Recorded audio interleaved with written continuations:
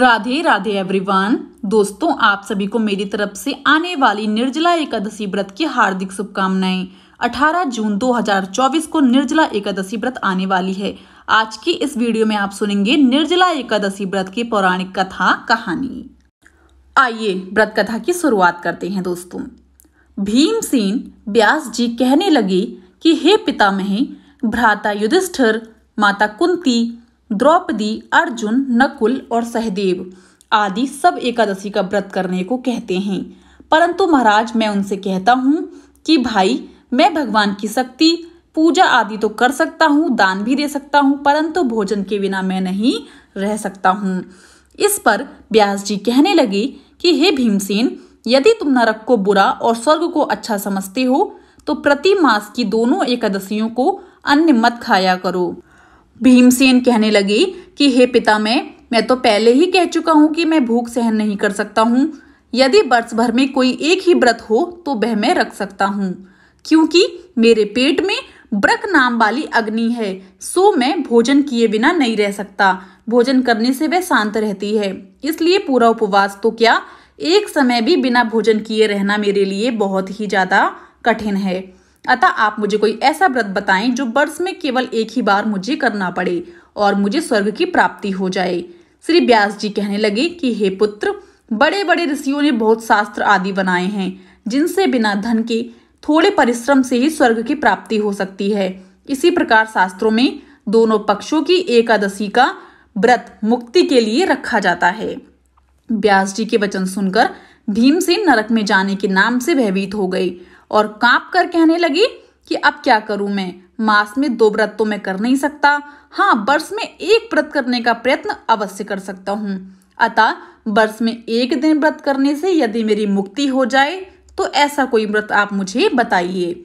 यह सुनकर व्यास जी कहने लगे कि वृषभ और मिथुन की संक्रांति के बीच ज्येष्ठ मास के शुक्ल पक्ष की जो एकादशी आती है उसका नाम निर्जला एकादशी है। तुम उस एकादशी का व्रत करो। इस एकादशी के व्रत में स्नान और आचमन के सिवा जल वर्जित है। आचमन में 6 मास से अधिक जल नहीं होना चाहिए, अन्यथा वह मदपान के सदस्य हो जाता है। इस दिन भोजन नहीं करना चाहिए, क्योंकि भोजन करने से व्रत नष्ट हो जाता है।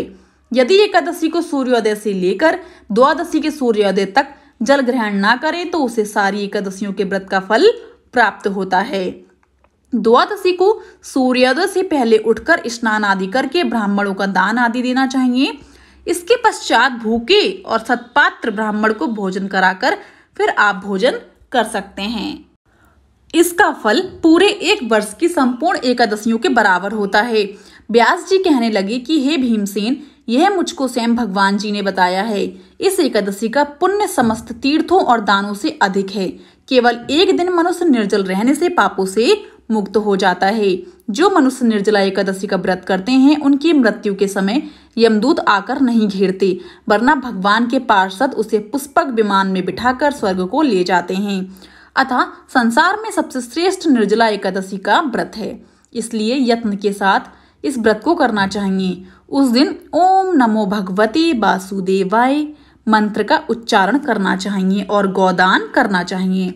इस प्रकार व्यास जी की आज्ञा अनुसार भीमसेन ने इस व्रत को किया, इसलिए इस एकादशी को भीमसेनी या पांडव एकादशी भी कहते हैं। निर्जला व्रत करने से पूर्व भगवान से प्रार्थना करें कि हे भगवान, आज मैं निर्जला का व्रत करता या करती हूँ, दूसरे दिन भोजन करूंगी या करूंगा, मैं इस व्रत को श्रद्धा पूर्वक करूंगा या करूंगी, अतः आपकी कृपा से मेरे सब पाप नष्ट हो जाएं। इस दिन जल से भरा हुआ एक घड़ा वस्त्र से ढककर स्वर्ण सहित दान करना चाहिए। आप अपनी श्रद्धा के अनुसार कुछ भी दान कर सकते हैं। दोस्तों, जो मनुष्य इस व्रत को करते हैं उनको करोड़ पल सोने के दान का फल मिलता है, और जो इस दिन यज्ञादि करते हैं उनका फल तो वर्णन ही नहीं किया जा सकता। इस एकादशी के व्रत से मनुष्य विष्णु लोक को प्राप्त होता है। जो मनुष्य इस दिन अन्न खाते हैं वे चांडाल के समान हैं, वे अंत में नरक में जाते हैं। जिसने निर्जला एकादशी का व्रत किया है वह चाहे ब्रह्म हत्यारा हो, मदपान करता हो, चोरी का शिकार हो या गुरु के साथ द्वेष किया हो, मगर इस व्रत के प्रभाव से स्वर्ग जाता है। हे कुंती पुत्र, जो पुरुष या स्त्री श्रद्धा पूर्वक इस व्रत को करते हैं उन्हें अग्रलिखित कर्म करने चाहिए। प्रथम भगवान का पूजन, फिर गोदान, ब्राह्मणों को मिष्ठान व दक्षिणा देनी चाहिए।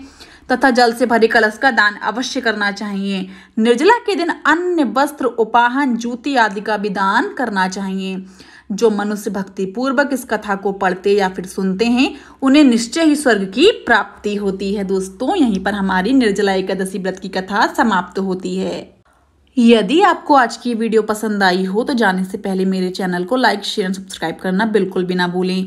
एंड कमेंट बॉक्स में मुझे दोस्तों राधे राधे जरूर लिखिएगा। आप सभी को मेरी तरफ से निर्जला एकादशी व्रत की हार्दिक शुभकामनाएं। राधे राधे एवरीवन।